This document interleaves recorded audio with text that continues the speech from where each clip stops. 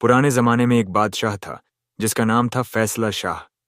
वह एक ऐसा बादशाह था जो ताज को जिम्मेदारी समझता था और अपनी सोच को अपनी असल ताकत, उसकी आंखों में एक अजीब किस्म का सुकून था, जैसे उसने बहुत कुछ देख लिया हो और अब भी दिल में मोहब्बत बाकी हो। जब वह महल के आंगन से गुजरता, सिपसालार सलामी देते, मगर वह किसी को नजर भर देखे बगैर आगे बढ़ता, जैसे उसे अपनी मौजूदगी का एहसास दिलाने की जरूरत ही ना हो। वह वहां का बादशाह था जिसके हुक्म से ज्यादा लोग उसकी खामोशी का मान रखते थे। रियाया में उसके इंसाफ की मिसालें दी जातीं। उसके फैसले अक्सर वह होते जो किताबों में नहीं मिलते, मगर दिलों पर लिखे जाते। एक बार जब एक गरीब ने अमीर जमींदार के जुल्म की फरियाद की, तो फैसला शाह ने दरबार में सबके सामने खुद उस गरीब की बात सुनी, और जब साबित हुआ कि वह सच कह रहा है, तो अमीर की आधी जमीन उसे दिलवा दी। ना कोई शोर, ना कोई नुमाइश। उसका कहना था कि हुकूमत तलवार से नहीं, इंसाफ से चलती है। और यह बात उसने सिर्फ कही नहीं, हर रोज साबित की। लेकिन इस सख्त तेवर वाले बादशाह के अंदर एक नरम दिल भी था, और वह दिल सिर्फ एक जगह पिघलता था, अपनी बेटी गुलनार के सामने। गुलनार उसकी इकलौती औलाद थी, एक ऐसा चिराग जो ताज के साय में नहीं, सोच की रोशनी में पला था। उसकी परवरिश मां की ममता से ज्यादा बाप की सूझबूझ में हुई थी। वह आम शहजादियों की तरह शीशों और जेवरों में नहीं उलझती थी, बल्कि बागों में बैठकर परिंदों की जुबान समझने की कोशिश करती थी, किताबों में खोई रहती। फैसला शाह अपनी बेटी को देखकर अक्सर गहराई से मुस्कुरा देता। उसे यकीन था कि उसकी शहजादी आने वाले वक्त में एक नई मिसाल बनेगी। वो ताज संभालेगी तो रियाया को सिर्फ हुक्म नहीं, राहत भी मिलेगी। एक रोज बादशाह तफरीह की नीयत से महल से बाहर निकला, और शहर के पुराने बाजार की एक गली में उसकी नजर एक बूढ़े आदमी पर पड़ी, जिसके सामने एक छोटा सा पिंजरा रखा था। उस पिंजरे में एक हरा भरा तोता बैठा था, मगर वह किसी आम परिंदे जैसा नहीं था। उसकी आंखों में एक समझदारी थी, जैसे वह इंसानी बातें समझता हो, जैसे वह सुन नहीं रहा, महसूस कर रहा हो। बादशाह उस तोते के पास रुका और दुकानदार से पूछा, "ये किस कीमत का है?" उस दुकानदार ने सर उठाया और बेहद सादा लहजे में जवाब दिया, "इसकी कीमत उस शख्स के पास है जो इसे समझ सके।" फैसला शाह हल्के से मुस्कुराया और कहा, "तो आज इसकी कीमत मेरे पास है।" उस दिन वह तोता बादशाह के साथ महल लौटा, मगर यह परिंदा उसने अपने लिए नहीं, अपनी बेटी गुलनार के लिए लिया था। उसे लगा कि इस परिंदे की संगत में गुलनार को कोई नई बात मिलेगी, कोई नया रिश्ता, कोई नई समझ। शहजादी गुलनार उस महल की वह रोशनी थी जो न सिर्फ दीवारों पर बल्कि दिलों में भी उजाला करती थी। बचपन से ही उसमें एक अजीब सादगी थी, ऐसी सादगी जो शानो शौकत की चमक में भी न खोती थी। जब और शहजादियां शीशों के सामने सजे हुए बालों और जेवरों में दिल लगाती, गुलनार बाग के कोने में बैठकर चींटियों को रोटी के कतरे देती या आंगन में आई किसी जख्मी चिड़िया को पानी पिलाती। उसके लिए परिंदे और जानवर कोई खिलौने या खेल नहीं थे, वह उन्हें महसूस करती थी, जैसे उनके दिल की धड़कनों में अपने बचपन का कोई हिस्सा बसाया हो। अक्सर लोग उसे कहते, "शहजादी, आपको क्यों जानवरों से इतनी मोहब्बत है?" तो वह मुस्कुराकर जवाब देती, "क्योंकि यह झूठ नहीं बोलते और इंसानों से कम तकलीफ में जी लेते हैं।" यह जवाब उसके बचपन की समझ का सबूत था, और यही बात फैसला शाह को उसकी बेटी से कुछ ज्यादा ही मोहब्बत करने पर मजबूर कर देती थी। बादशाह फैसला शाह ने न जाने कितनी जंग जीती थी, न जाने कितनी फैसले ऐसे किए थे जिनसे पूरा मुल्क पलट गया था, लेकिन जब उसकी बेटी सामने होती तो जैसे उसका सारा रुतबा एक बाप की नर्म मुस्कान में ढल जाता। वह बादशाह जरूर था, मगर गुलनार के सामने एक वालिद था, ऐसा वालिद जो अपनी बेटी की आंखों में उदासी देखे तो रात नींद नहीं आती, और जब वह हंसे तो महल की दीवारें भी जैसे मुस्कुरा रही हों। उसकी हर ख्वाहिश मान लेना, चाहे वह बाग में नया झूला लगाने की हो या किसी जख्मी हिरण के लिए हकीम बुलवाने की। फैसल शाह के लिए यह कोई एहसान नहीं था, यह तो उसकी मोहब्बत का तरीका था। वही शाम थी जब फैसला शाह शहर के पुराने हिस्से से एक तोता लेकर लौटा। महल में दाखिल होते ही सबसे पहले उसका रुख गुलनार के कमरे की तरफ हुआ। वह अपनी किताबों और एक सफेद बिलोटे के साथ आंगन में बैठी थी। जब उसके वालिद ने आहिस्ता से आकर उसके सामने वह पिंजरा रखा, गुलनार ने जब उस हरे रोशन परिंदे को देखा तो उसकी आंखें चमक उठीं, जैसे उसे किसी खोए हुए दोस्त से मुलाकात हो गई हो। उसने तोते की तरफ हाथ बढ़ाया और तोता भी एक पल को रुका, फिर धीरे धीरे उसकी उंगलियों के पास आ गया। फैसला शाह चुपचाप ये मंजर देखता रहा और उसके दिल में एक अजीब सुकून भर गया। गुलनार ने नजरें उठाकर कहा, अब्बा जान, ये तो बहुत खूबसूरत है, क्या ये मेरे लिए है? फैसला शाह ने सिर्फ सर हिलाया, मगर उसके चेहरे पर वह मुस्कान थी जो किसी जीत की नहीं, किसी मोहब्बत की होती है। गुलनार ने तोते को हाथ पर बिठाया और वह परिंदा जैसे उसी वक्त से उसका हो गया। उस दिन के बाद गुलनार की दुनिया में एक नया किरदार आ गया, एक दोस्त, एक हमराज जो उड़ सकता था मगर उसकी सोच को पढ़ दे गया था। गुलनार की जिंदगी में उस दिन के बाद जैसे एक नया एहसास आ गया था। तोता उसके लिए किसी आम परिंदे की तरह नहीं था, वह अब उसका रोज का साथी, बाग का हमसफर और तन्हाई का सबसे करीबी दोस्त बन चुका था। शहजादी जब सुबह उठती तो सबसे पहले उसकी नजरें उस पिंजरे पर जाती जहां वह परिंदा बैठा होता, और जैसे ही उसकी आंखें गुलनार पर पड़ती वह पंख फड़फड़ाता, अपनी गर्दन घुमाता और अपनी मीठी सी आवाज में कुछ ऐसा बोलता जो सिर्फ गुलनार ही समझती थी। यह आवाज किसी अल्फाज से ज्यादा एक एहसास बन चुकी थी। महल के बाग में जब गुलनार अपने नरम कदमों से चलती तो वह तोता या तो उसके कंधे पर बैठा होता या उसकी उंगली पकड़कर पंख फैलाए उड़ता, मगर दूर नहीं जाता। उसे जैसे मालूम था कि उसकी उड़ान अब इस शहजादी के साए से आगे नहीं जा सकती। बाग की हर डाल, हर पत्ता, हर फूल अब उनके बीच एक पुल बन गया था। गुलनार उससे बातें करती, कभी सवाल करती, तुम कहां से आए हो? और कभी कहती, काश मैं भी उड़ सकती। तोता अपनी तरफ से कुछ लफ्जों में जवाब देता, मगर उसके लहजे में जो नरमी और अपनापन था उससे गुलनार के चेहरे पर मुस्कान आ जाती। वो आवाज, वो लहजा जैसे किसी पुराने नगमे की तरह उसका पीछा करता। कई बार गुलनार उसे बाग के सबसे पुराने नियम के पेड़ के नीचे ले जाकर बैठती, अपने जेवरों से ज्यादा उसे फल खिलाने में खुश होती। कहती, यह आम का टुकड़ा खाओ, यह मीठा है, बिल्कुल तुम्हारी बातों की तरह। और तोता सिर झुकाकर उसकी हथेली से खाता गुलनार को। तो अब वह तोता किताबों के किसी किरदार की तरह लगने लगा था, बोलने वाला, समझने वाला और खामोशी में भी कुछ कह देने वाला। गुलनार की मां अक्सर महल की बालकनी से यह मंजर देखती और मुस्कुराकर कहती, इस बच्ची की दुनिया कुछ और ही है। लेकिन फैसला शाह चुप रहते। उन्हें मालूम था कि गुलनार की यह दुनिया उसकी रूह को ताजगी दे रही है। वह परिंदा एक खिलौना नहीं था, वह उसकी बेटी के अकेलेपन की दवा बन चुका था। गुलनार अब शाम के वक्त तक महल में कम और बाग में ज्यादा पाई जाती। उसकी बातों में अब शरारत थी, उसके लहजे में मिठास और उसकी आंखों में एक नई चमक। तोते की हर बात उसे अजीब सी लगती, मगर अच्छी, जैसे वह जानता हो कब क्या कहना है, कब चुप रहना है। गुलनार कई बार कहती, कभी कभी लगता है तुम इंसान हो जो परिंदे के जिस्म में आ गया हो। तोता उसकी बात पर गर्दन घुमाकर कुछ बोलता, जैसे इस बात को टाल रहा हो, और गुलनार हंस देती। पर यह सब सिर्फ खेल नहीं था, यह एक रिश्ता था जो बन रहा था, खामोशी से, बिना शोर के। और शायद कोई जान भी ना पाया कि यह रिश्ता आगे चलकर क्या शक्ल इख्तियार करेगा।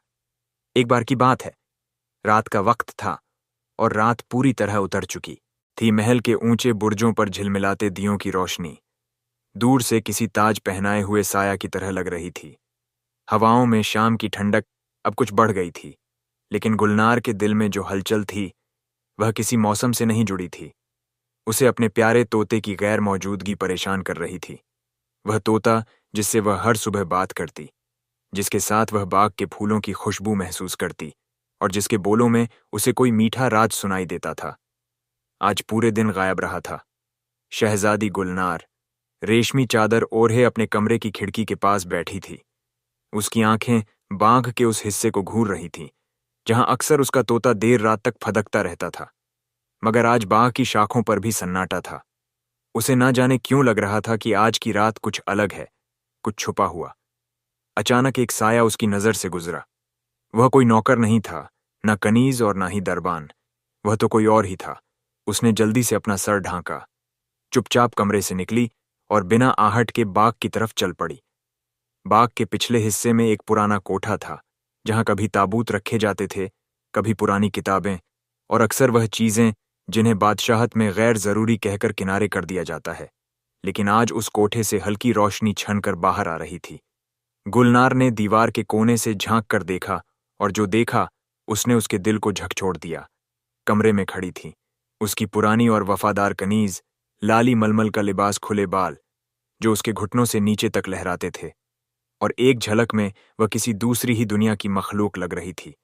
वो अपने बाल सुलझा रही थी, जैसे हर रात की कोई पुरानी आदत हो। मगर वहां सिर्फ लाली नहीं थी। लाली के सामने खड़ा था एक अजनबी नौजवान, ऊंचा कद, गेहूं रंग, शानदार लिबास और आंखें, वही आंखें जिनमें गुलनार ने कभी अपने तोते को देखा था। मगर यह कैसे हो सकता था? वह तो तोता था। यह शख्स कौन है और यहां क्यों आया है? उसने देखा कि वह नौजवान, जो असल में कोई आम आदमी नहीं बल्कि किसी दूर के मुल्क का शहजादा लगता था, लाली से धीमे धीमे बातें कर रहा था। उसकी आवाज में अजीब सा खिंचाव था, जैसे हर लफ्ज में कोई पुरानी दास्तान हो। शहजादा कह रहा था, मैं कंचन देश से आया हूं, बहुत दूर से, जहां समंदर की लहरें भी रेत से बातें करती हैं। और जब पहली बार तुम्हें देखा, तुम्हारे बालों की खुशबू ने मुझे बांध लिया। तब से मैं हर रात यहां आता हूं। इसी शक्ल में गुलनार की सांसें रुक गई। तोता शहजादा लाली, क्या यह वही तोता है जिसे उसने तोहफे में पाया था? क्या वह हर दिन उसके कंधे पर बैठकर बात करता था, मगर रात में लाली के पास चला जाता था? वह हैरान खड़ी रही, और तब अचानक उसने देखा, उस शख्स की आंखें उसकी ओर उठीं। क्या उसे महसूस हो गया था कि कोई देख रहा है? मगर गुलनार पहले ही हट चुकी थी, दीवार के पीछे छुप चुकी थी और बिना आवाज की अपने कमरे की तरफ लौट रही थी। उसके दिल में ना कोई तूफान उठा, ना कोई आह, सिर्फ एक गहरा सन्नाटा। वो कमरे में आई, चादर ओढ़ी और पलंग पर लेट गई। आंखें बंद थीं, मगर नींद कोसों दूर। सुबह शहजादी गुलनार की आंखें खुल चुकी थीं। रात जो कुछ देखा था, वह नींद को उससे कोसों दूर ले गया था। उसका चेहरा उतारा हुआ था, लेकिन आंखों में गुस्से की एक धड़कती आंख थी। कमरा गुलाब और चंदन की खुशबू से महक रहा था, लेकिन उसके दिल में एक सख्त सवाल गूंज रहा था, क्या मैं धोखा खा गई? उसने जोर से आवाज दी, लाली। कुछ ही देर में उसकी वफादार कनीज, वही लाली जिसके खुले बालों पर हर किसी की नजर ठहर जाती थी, दौड़ती हुई अंदर आई। वह रोज की तरह आज भी सर झुकाए मुस्कुराहट लिए आई थी, लेकिन गुलनार का चेहरा देखकर उसकी मुस्कान धीरे धीरे गायब हो गई। बैठो मत, गुलनार ने सख्त लहजे में कहा, बस खड़ी रहो और सुनो। मैंने तुम्हें रात को देखा, तुम्हें और उस अजनबी शख्स को। लाली की सांसें थम गई, उसका चेहरा जर्द पड़ गया। वह कुछ कहने को आगे बढ़ी, मगर शहजादी ने हाथ उठाकर उसे रोका। मुझे सिर्फ एक बात चाहिए, सच, गुलनार ने उसकी आंखों में झांकते हुए कहा। कौन है वह और क्या रिश्ता है तुम्हारा उसके साथ? लाली की आंखों से आंसू बहने लगे। उसने कांपते लहजे में कहना शुरू किया, शहजादी जान, वह अजनबी नहीं, वही तोता है जो हर सुबह आपके कंधे पर बैठकर बातें करता है। उसका असली नाम शहजादा नसीर है, कंचन देश का शहजादा है। उसे रूप बदलने का कोई राज पता है? गुलनार की नजरें अब और सख्त हो चुकी थीं। वह उठ खड़ी हुई और तेजी से लाली के करीब आई। उसकी आंखों में गुस्से की वह चमक थी जो कभी किसी ने ना देखी थी। तुम्हें क्या लगा मैं नहीं जानूंगी? तुम मेरे भरोसे को तोड़ोगी और मैं चुप रहूंगी? एक परिंदा जिसे मैं तोहफे के तौर पर अपने वालिद से पाई थी, वह असल में शहजादा निकले और तुम उससे मिलने जाओगी। लाली ने सिर झुका लिया। आज से तुम्हारा उस तोते से कोई ताल्लुक नहीं रहेगा, गुलनार ने सख्त हुक्म सुनाया। अगर मैंने तुम्हें फिर से उसके पास जाते देखा तो मैं अपने हाथों से तुम्हारे वह बाल काट दूंगी जिन पर वह फरेबी। शहजादा फिदा हुआ था। कमरे में सन्नाटा छा गया। लाली चुपचाप रो रही थी और गुलनार खिड़की की ओर देख रही थी, जहां दूर से वहीं तोता एक शाख पर बैठा नजर आ रहा था। मगर अब उसमें वह सादापन नहीं दिख रही थी जो कभी था। पूरा दिन इसी तरह गुजर गया। शहजादी गुलनार तोते के पास नहीं गई, शायद उसे उस पर गुस्सा आ रहा था। रात का वक्त हुआ। महल की दीवारें हमेशा की तरह शांत थीं, मगर इस रात की खामोशी कुछ अलग थी। शहजादी गुलनार उस रात नींद की झूठी कोशिशों में बिस्तर पर करवटें बदलती रही। उसकी आंखें बंद थीं, मगर दिल की धड़कनें किसी आहट की तलाश में थीं। दिल में एक बगावत पल रही थी, एक सवाल जो अपनी जगह छोड़ने को तैयार नहीं था। क्या लाली वाकई उस फरेबी के साथ भाग जाएगी? क्या वह शहजादा नसीर को फिर से देखने की जुर्रत करेगी? क्या मैं इतनी कमजोर लगती हूं कि मेरे सामने कोई यह सब कर जाए? उधर वह तोता शहजादा धीरे से लाली के कमरे की ओर बढ़ा, जहां दरवाजा पहले से ही खुला था। कमरे में एक हल्की रोशनी थी, मोमबत्ती की लौ जैसे किसी बेचैन सांस की तरह कांप रही थी। लाली बैठी थी, सर झुकाए आंचल उंगलियों में लपेटती हुई उसने दरवाजे की तरफ देखा और आंखें उस साए से मिली जो अब उसके नजदीक था। तैयार हो शहजादा नसीर ने फुसफुसाते हुए पूछा। लाली ने धीरे से सिर हिलाया। उसके चेहरे पर डर, पछतावा और चाहत तीनों एक साथ मौजूद थे। एक बार फिर सोच लो, अगर अब साथ चली तो पीछे लौटना मुश्किल होगा। लाली ने कोई जवाब नहीं दिया, बस हाथ आगे बढ़ाया। नसीर ने उसका हाथ थामा और दोनों चुपचाप महल की पिछली दीवार की तरफ बढ़ गए। सुबह का वक्त, मुनादी करने वाले महल के गलियारों में घूम रहे थे। महल की दासियां काम पर लगी थीं और पहरेदार सुबह की पहली गश्त पर निकल चुके थे। अचानक एक पहरेदार ने शोर मचाया, यहां आओ। जल्दी लोग दौड़े और फिर जो देखा गया उसने पूरे महल में सनसनी फैला दी। महल की एक सादा सफेद दीवार पर किसी ने लाल स्याही से शेर लिखा था, कौन आएगा? कंचन के देश कौन कटेगा लाली के केस। यह शेर नहीं बल्कि एक सीधी चुनौती थी। महल की सबसे प्यारी कनीज लाली अब महल में नहीं थी और यह पैगाम उसकी गायबी का इश्तहार बन चुका था। जब यह खबर शहजादी तक पहुंची तो उसका चेहरा तमतमा उठा। उसने अपनी आंखों से वह शेर पढ़ा और फिर अपनी जगह से हटकर तेज कदमों से महल के पिछवाड़े की सिमत जाने लगी। उसके साथ पहरेदार, दासियाओं और सलाहकार भी दौड़े। लाली गायब है, उसने कड़क आवाज में पूछा। जी हां शहजादी, एक दासी ने डरते हुए कहा। और यह शेर किसने लिखा? कोई जवाब नहीं दे सका। गुलनार ने दीवार की ओर देखा और फिर अपनी मुट्ठियां भी लीं। नसीर या फरेबी, अब वह खेल खुलकर खेलना चाहता है। लाली को साथ ले जाकर समझता है कि मुझे नीचा दिखा देगा। नहीं, अब जो जंग होगी वह दिल की नहीं, अक्ल और अदावत की होगी। लेकिन सवाल यह था, अब क्या किया जाए? वालिद यानी बादशाह फैसल शाह किसी बहुत ही अहम मुल्की दौरे पर थे और उनकी गैर मौजूदगी में शहजादी के पास सिर्फ एक ही रास्ता था, अपनी मां से बात करना। गुलनार ने अपने कमरे में कुछ पल अकेले बिताए, फिर उठकर अपने लिबास बदले। उसने महल की सबसे सीधी साधी गुलाबी चुनरी ओढ़ी ताकि उसकी नीयत मलका को साफ साफ दिखाई दे। वह चाहती थी कि उसकी मां उसे सिर्फ एक जिद्दी लड़की ना समझे, बल्कि एक जिम्मेदार शख्स के तौर पर देखे जो अपने महल की इज्जत के लिए कुछ भी करने को तैयार है। दरबार के पीछे बने मलका के खास कमरे में जब गुलनार पहुंची तो मलका अकेली बैठी थी।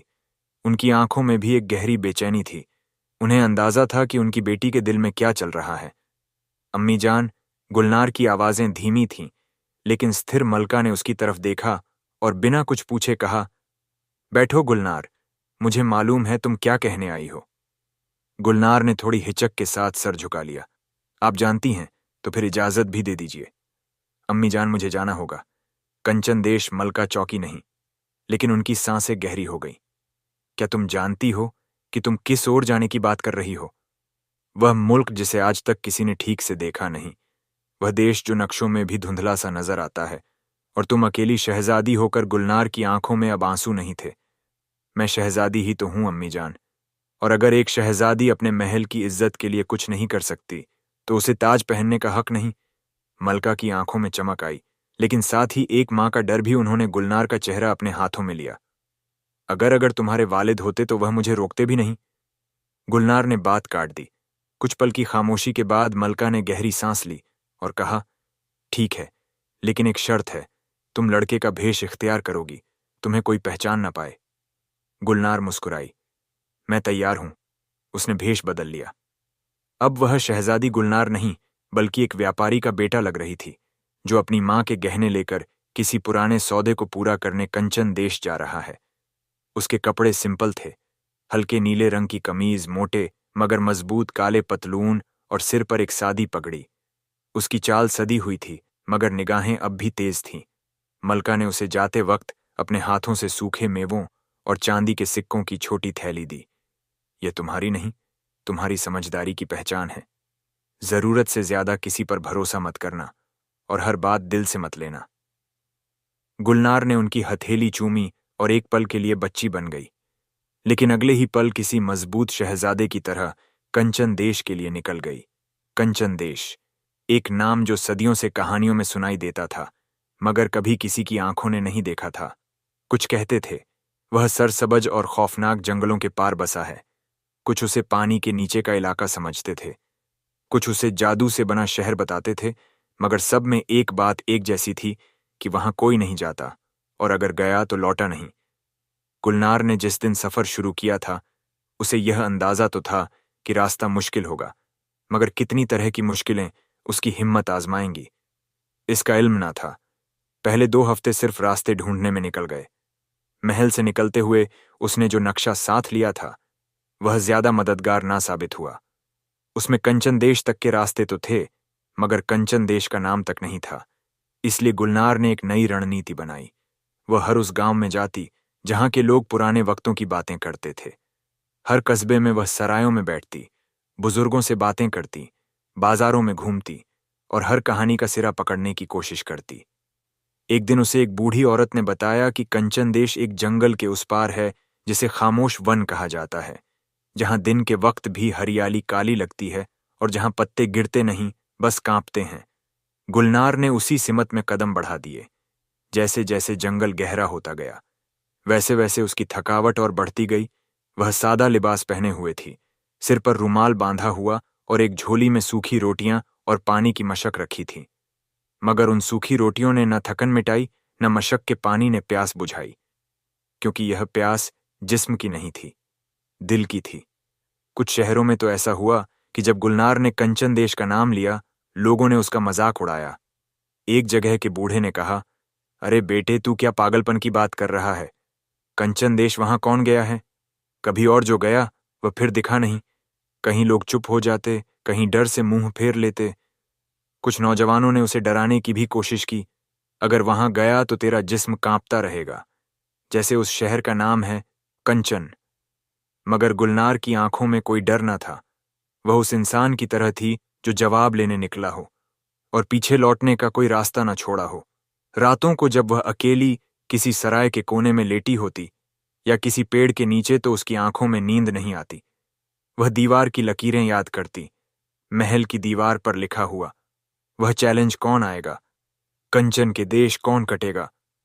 लाली के केस उसे हर वक्त याद दिलाता कि उसे क्यों जाना है लाली के लिए नहीं, बल्कि उस चैलेंज के जवाब में उस शहजादे को दिखाने के लिए कि शहजादी गुलनार कोई आम लड़की नहीं है। वह किसी के इशारों पर चलने वाली नहीं, वह अपनी कहानी खुद लिखती है।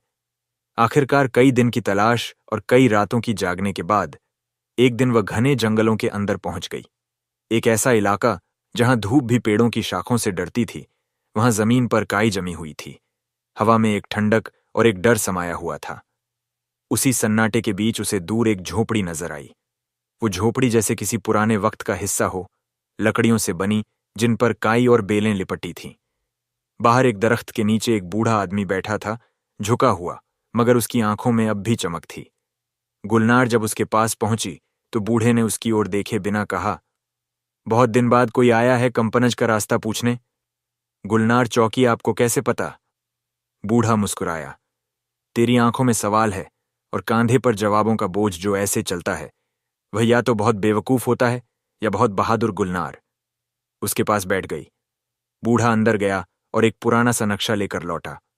वह नक्शा कागज का नहीं, किसी चमड़े पर बना हुआ था। शायद किसी जानवर की खाल। यह नक्शा है कंचन देश का रास्ता, मगर सुन, यह रास्ता सीधा नहीं, ये तुझे बदल देगा। ये रास्ता देखेगा कि तू सच में कौन है। अगर तू झूठ है तो तू लौट नहीं पाएगी। गुलनार ने बेसाख्ता चौंक कर बूढ़े को देखा। बूढ़ा मुस्कुराया और कहा, मैं तेरी हकीकत से वाकिफ हूं, तू लड़का नहीं लड़की है, लेकिन जरा ध्यान से संभल कर जाना। बूढ़े ने उसे दुआएं दी। गुलनार ने नक्शा लिया, उसे ध्यान से देखा। रास्ते के निशान साफ न थे, मगर हर मोड़ पर कुछ अल्फाज लिखे थे, जैसे इशारे हो। खामोश दरिया, कांपते पत्थर, पिघलती जमीन, सांसों की वादी। खैर, इसके बाद गुलनार ने झोली उठाई, नक्शा अपने सीने से लगाया और अगली सुबह उस रास्ते पर निकल पड़ी जहां हवा का रंग और वक्त की चाल सब कुछ अलग था, जिसका नाम सुनकर लोग कांपते थे, जिसकी हवाओं में अजीब सी सर्दी थी और जिसकी गलियों में सन्नाटा तो था, मगर हर मोड़ पर जैसे कोई आंखें रखे बैठा हो। उसी कंचन देश के अंदर शहजादी गुलनार अब दाखिल हो चुकी थी। वह महल से चलते वक्त लड़के का भेष बना चुकी थी। सिर पर गोल टोपी, चेहरा गर्द से भरा, आंखों में थकन, मगर लहजे में अब भी वही राजसी ठहराव। सफर ने उसके लिबास को पुराना कर दिया था, मगर हौसले को और नुकीला बना दिया था। शहर की सरहद के पास पुराने किले की दीवारों से सटकर एक पुरानी सी सराय थी। सफर मंजिल जिसका नाम लकड़ी पर लिखा हुआ था। दरवाजे के ऊपर कुछ बेतरतीब लाल टेनें लटक रही थीं, जिनमें से 2 बुझी हुई थीं और एक टिमटिमा रही थी। गुलनार उसी सराय में दाखिल हुई। अंदर की हवा में लकड़ी मिट्टी और मसालेदार चाय की महक थी। सराय का मालिक एक गठीला मगर भला सा आदमी था। उसे देखकर मुस्कुराया। कहाँ से आए हो मुसाफिर? कपड़े तो अमीरों जैसे हैं मगर हालत माफिक नहीं लगती।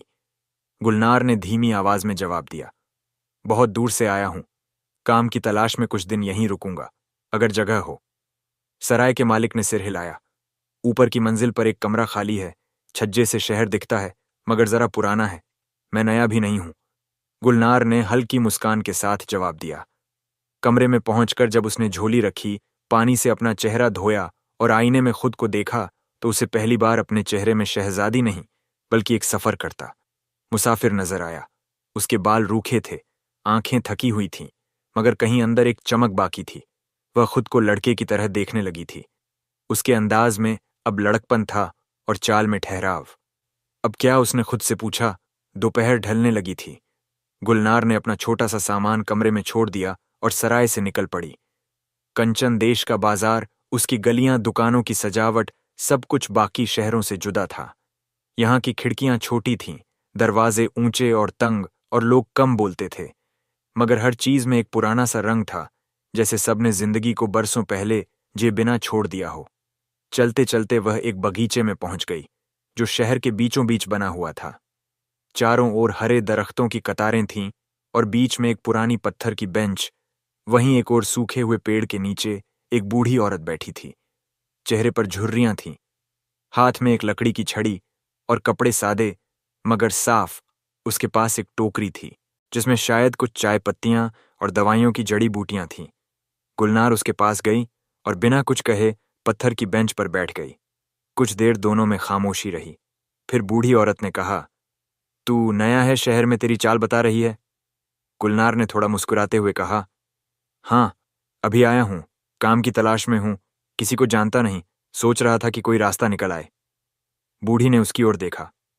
उसकी आंखों में तजुर्बे की शिद्दत थी, जैसे वह सच झूठ पहचान लेती हो। नाम क्या है तेरा? साहिल खान। गुलनार ने एक नया नाम खुद से गढ़ा। बूढ़ी ने कहा, साहिल खान, तू काम की तलाश में है तो चल, अगर दिल में जज्बा है तो शायद तेरा काम बन जाए। गुलनार ने झिझकते हुए पूछा, क्या आप जानती हैं कोई जो काम दिलवा सके? बूढ़ी ने टोकरी उठाई, धीरे से कहा, मैं ही तो महल में काम करती हूं बेटा, रसोई में। और तू अगर मेहनती हो तो वहां काम मिल सकता है, मगर याद रख, महल की दीवारें बहुत कुछ देखती हैं मगर कुछ भी कहती नहीं। वहां झूठ की जगह नहीं होती। गुलनार का दिल जोरों से धड़कने लगा। इतने दिनों की मेहनत, इतने जंगलों की धूल और इतनी रातों की बेचैनी, अब उसे एक सिरा मिल रहा था। उसने बनकर कहा, मुझे आपकी तरफ से खाला कहने की इजाजत दीजिए और मुझे भी महल में दाखिल करवा दीजिए। बूढ़ी मुस्कुराई, एक थकी हुई मगर मोहब्बत भरी मुस्कान। खाला? हाँ, अच्छा है, मुझे खाला कहो। अगली सुबह गुलनार ने अपने कपड़े और भी सादे कर लिए। वह पूरी तरह एक घरेलू लड़के की तरह दिखती थी। साफ मगर मामूली खाला उसे लेकर महल की उस पिछली राह से गई जहां से रसोई के लोग अंदर जाते थे। महल में दाखिल होते वक्त उसका दिल एक अजीब तरह की तेजी से धड़क रहा था। हर ईंट, हर दीवार, हर झरोखा उसे देख रहा था, जैसे कोई पुरानी पहचान उसे याद कर रही हो। मगर अब वह शहजादी नहीं थी। अब वह एक लड़का था जिसकी पहचान सिर्फ उसकी खामोशी थी। खाला ने दरबानों से कहा, यह मेरा भांजा है, काम की तलाश में है। 1 हफ्ता रखो, अगर अच्छा निकला तो रख लेना, वरना वापस भेज देना। महल के एक बूढ़े मुंशी ने उसे ऊपर से नीचे देखा और सिर हिलाया। काम तो बहुत है और अगर ईमानदार हो तो जगह भी बहुत है। इस तरह गुलनार, एक शहजादी जो महलों में पैदा हुई थी, अब उसी महल की रसोई के दरवाजे से एक खामोश नौकर बनकर दाखिल हो गई। अंदर की दुनिया, बाहर की तलाश। महल के अंदर की दुनिया बाहर से कहीं ज्यादा रहस्यमय थी। हर कोई खामोशी से अपने पने हिस्से का काम करता था। वहां कोई ज्यादा सवाल नहीं पूछता था और शायद जवाब भी कोई देना नहीं चाहता था। गुलनार ने वहां के तौर तरीकों को बहुत जल्दी सीख लिया। रसोई में उसे मसाले पीसने, पानी भरने, बर्तन धोने और कभी-कभी दरबार में चाय शरबत पहुंचाने का काम दिया गया।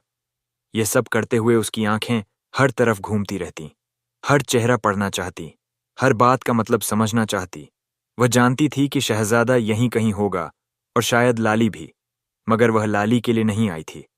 वह उस सवाल के पीछे आई थी जो दीवार पर लिखा गया था। उस शहजादे को जवाब देना था जिसने उसे कंचन देश बुलाया था। गुलनार को महल में काफी दिन गुजर गए। गुलनार ने सब कुछ बारीकी से देख लिया था। कौन कहाँ जाता है, कौन किसके पास जाता है, और लाली कहाँ और किस वक्त रहती है। शहजादा अक्सर शिकार या दीवाने खास में व्यस्त रहता, मगर लाली, जो अब भी शहजादे की सबसे पसंदीदा थी, महल के उसी हिस्से में रहती जहां फूलों की क्यारियां थीं और बड़ी औरतें तेल मालिश कराती थीं। एक शाम जब रसोई का काम खत्म हो चुका था और खाला अपनी चाय के लिए उबले पानी का इंतजार कर रही थी, गुलनार ने उसकी तरफ देखा और धीमे से कहा, खाला, अगर मैं तुमसे कुछ कहूं तो क्या तुम चौंकोगी? बोलो बेटा, तुम तो मेरे लिए अब बेटे जैसे हो या कुछ और? खाला की आंखें मुस्कुराई मगर आवाज में तजुर्बे की गंभीरता थी। गुलनार ने चुपचाप अपने झोले से एक जोड़ा औरतों का लिबास निकाला, दुपट्टा, लंबा कुर्ता और एक कंघा। मैं लड़की हूं खाला, और अब वक्त आ गया है कि मैं लड़की की तरह ही अंदर जाऊं। बूढ़ी खाला ने कुछ पल तक उसे देखा। उसकी आंखों में ताज्जुब तो था, मगर तजुर्बा ने उसे ज्यादा झटका खाने नहीं देता था। बुढ़िया ने गुस्से से पूछा, ये सब क्या है? तो शहजादी गुलनार ने उसे अपनी मीठी मीठी बातों में ले दिया और खाला खाला करके उसे मना लिया। अब गुलनार एक नौकरानी के भेष में थी। सर पर दुपट्टा, लिबास में सादगी और चाल में शर्म। खाला ने उसे फूलों के बाग की सफाई के लिए भेजा, जहां लाली अक्सर अपनी सहेलियों के साथ बैठती, हंसती और कभी कभी बालों में तेल भी डलवाती। लाली बेहद हसीन थी। उसके लंबे बालों की चर्चा महल में आम थी। वह बाल जो कमर से नीचे तक लहराते थे, वह उसकी शोहरत बन चुके थे, और यही वह बाल थे जो गुलनार को काटने थे। सिर्फ बदला नहीं लेना था, बल्कि वह जवाब देना था जो एक शहजादी की जुबान से नहीं बल्कि उसके हाथों से जाना था। एक दोपहर लाली बाग के छायादार हिस्से में बैठी थी और गुलनार उसके पीछे खड़ी थी, हाथ में चंपा का तेल, और सामने लाली की खुली छोटी लाली मुस्कुरा रही थी। तुम्हारे हाथों की मालिश बहुत सुकून देती है। क्या नाम है तुम्हारा? गुलनार ने मुस्कुराते हुए जवाब दिया। गुलबानो लाली ने आंखें बंद कर लीं और गुलनार ने धीरे धीरे छोटी को कंघा करना शुरू किया। वह जानती थी कि यही मौका है। उसके एक हाथ में कंघा और दूसरे में तेज छोटा सा कैंची नुमा चाकू था। धीरे से बिना आवाज के उसने बालों की जड़ पकड़कर एक लंबी छोटी काट ली। वो छोटी, जो अब तक शहजादे की मोहब्बत की पहचान थी, लाली को कुछ महसूस ही नहीं हुआ।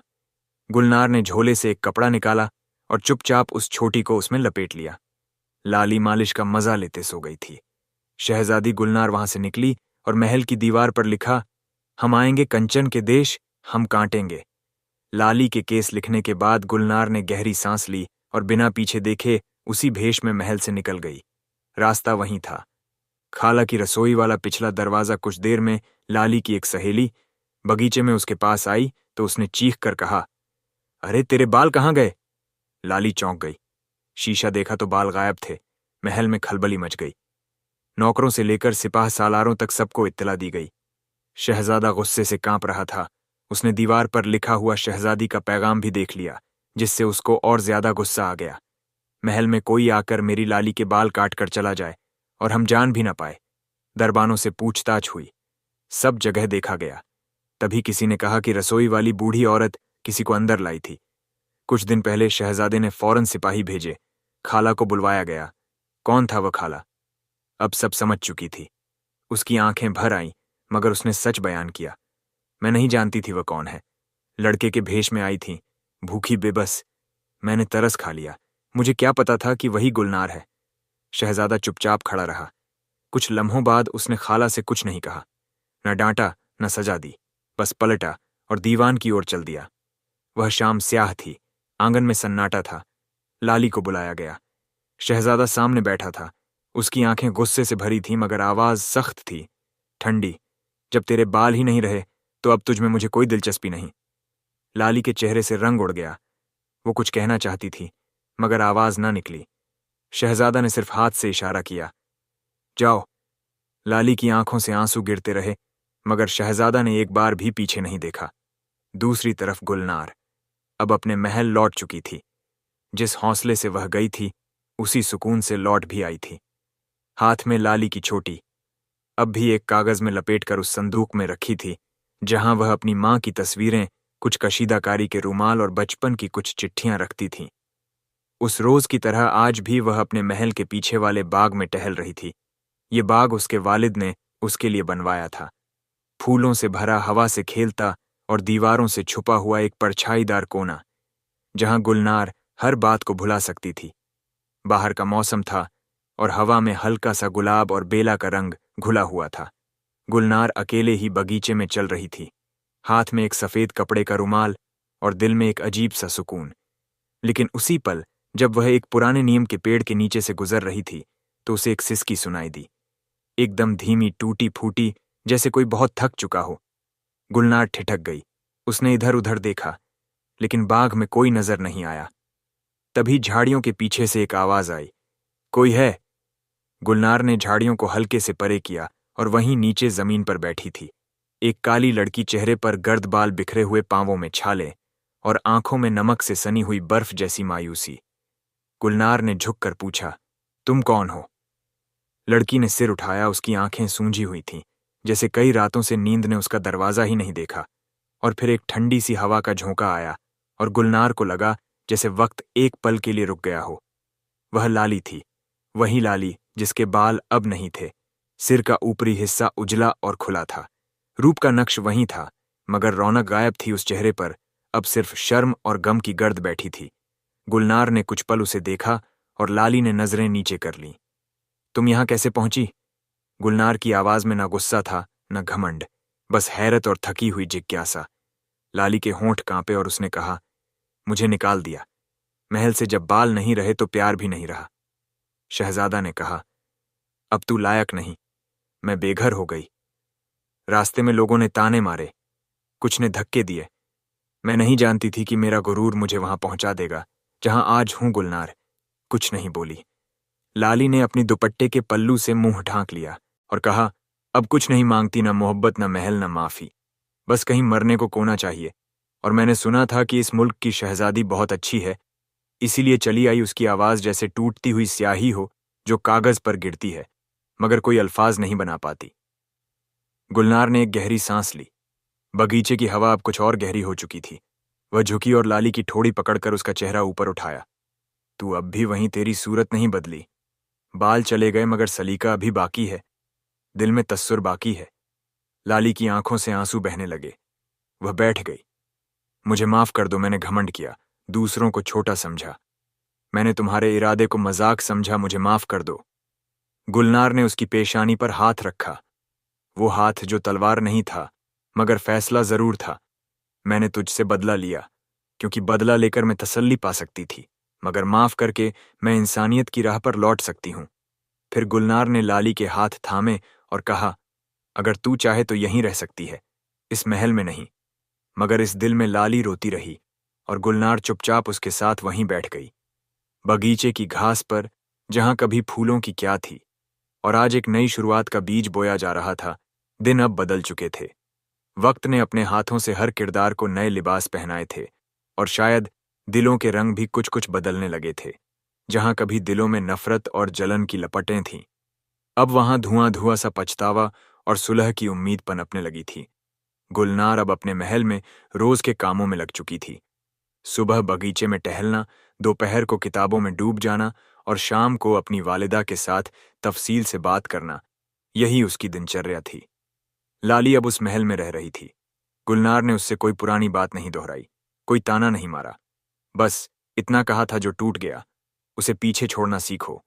और लाली ने सिर झुकाकर कहा था, अब जो मिला है वही मेरा सब कुछ है। इधर कंचन देश का शहजादा अब पहले जैसा नहीं रहा था। जिस लाली के पीछे उसने अपनी दुनिया बदल दी थी, जब उसी को महल से निकालना पड़ा तो उसके दिल की दीवारों पर पछतावे की काई जम गई थी। वह सोचता था, क्या मैं मोहब्बत को सिर्फ बालों में तलाश रहा था? और तभी एक शाम जब सूरज ढल रहा था और महल की ऊंची मीनारों पर परिंदे घर लौटने लगे थे, शहजादा अपने कमरे में बैठा गुलनार का वो लिखा पैगाम पढ़ रहा था जो उसने दीवार पर छोड़ा था। हम आएंगे कंचन के देश, हम काटेंगे लाली के केस। वो मुस्कुराया नहीं, बस एक आह भरी और बोला, जिसे मैंने कमजोर समझा वो तो मेरी अक्ल से कहीं ज्यादा निकली। अगली सुबह शहजादा ने अपने एक वफादार सिपाही को बुलाया, एक खत लिखवाया, उस शहजादी के नाम जिससे मैं जीत कर भी हार गया। शहजादे ने गुलनार की तरफ वह खत भिजवा दिया। जब गुलनार ने वह खत पढ़ा तो कुछ देर तक चुप रही। फिर उसने अपने वालिद और वालिदा को बुलवाया। अब्बा, अम्मी, यह खत शहजादे ने भेजा है। दोनों ने ध्यान से पढ़ा। बादशाह ने एक नज़र गुलनार की तरफ देखा और पूछा, क्या तुम मुझसे मिलना चाहती हो? गुलनार ने जवाब देने में जरा भी देर नहीं की। हाँ, मगर इस बार मिलना मेरी शर्तों पर होगा। इस बार कोई बहाना, कोई चाल नहीं, बस दो सच्चे लोग। आमने सामने बादशाह मुस्कुराए। तुम्हारे फैसले में अब गहराई है बेटी। और अगली सुबह महल से जवाबी खत रवाना किया गया। 3 दिन बाद कंचन देश का शहजादा अपने चुने हुए चंद सिपाहियों और एक शाही तोहफों से सजे ऊंटों के साथ गुलनार के महल के सामने खड़ा था। महल के दरवाजे खुले और शहजादा गुलनार उसके माँ बाप और दरबार के बुजुर्गों के सामने पेश हुआ। शहजादा ने गुलनार की तरफ देखा, जो अब न लड़के के भेष में थी और न महज एक शहजादी। वो अब एक तजुर्बेकार और सलीम अक्लमंद लड़की बन चुकी थी। शहजादा ने सिर झुकाया। मैं उस दिन के लिए शर्मिंदा हूं जब मैंने मोहब्बत को बालों में बांध दिया था। आज मैं तुम्हें इंसान समझकर तुम्हारा हाथ मांगता हूं। अगर तुम चाहो तो। कुछ देर तक सन्नाटा रहा।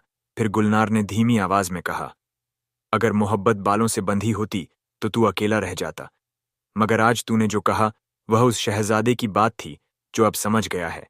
मोहब्बत इज्जत से शुरू होती है और भरोसे से चलती है। मैं रजामंद हूं, गुलनार ने कहा। 1 हफ्ते बाद दोनों का निकाह हुआ। दोनों महलों को सजाया गया। सिर्फ शहर नहीं, गांव गांव से लोग आए। बगीचों में रोशनी लटकाई गई, गलियों में मिठाइयां बांटी। लाली भी उस शादी में शरीक थी। अब एक नई शक्ल में, एक नई नजरों से उसने गुलनार को काजल लगाया और कहा, अब तू सिर्फ शहजादी नहीं रही, तू वह आईना है जिसमें हर औरत अपनी ताकत देख सकती है। गुलनार मुस्कुराई और बोली, और तू वह आईना है जिसने टूटकर भी मुझे सीधा देखना सिखाया। शहजादा और शहजादी अब साथ रहने लगे। नफरत की राख में मोहब्बत का गुलाब उगाया था। दुनिया ने देखा कि असली जीत लड़ाई से। अब तू सिर्फ शहजादी नहीं रही, तू वह आईना है जिसमें हर औरत अपनी ताकत देख सकती है। गुलनार मुस्कुराई और बोली, और तू वह आईना है जिसने टूट कर भी मुझे सीधा देखना सिखाया। शहजादा और शहजादी अब साथ रहने लगे। नफरत की राख में मोहब्बत का गुलाब उगाया था। दुनिया ने देखा कि असली जीत लड़ाई से नहीं, समझदारी से होती है। और महल की ऊंची दीवारों पर एक नई पंक्ति लिखी गई, जब गुरूर टूटता है तब रिश्ते बनते हैं, और जब माफ किया जाता है तब मोहब्बत होती है। दोस्तों, आज की वीडियो में इतना ही। इस वीडियो को लाइक जरूर करें और यूट्यूब चैनल सोनी कहानियां को सब्सक्राइब कर लें। शुक्रिया। अल्लाह हाफिज।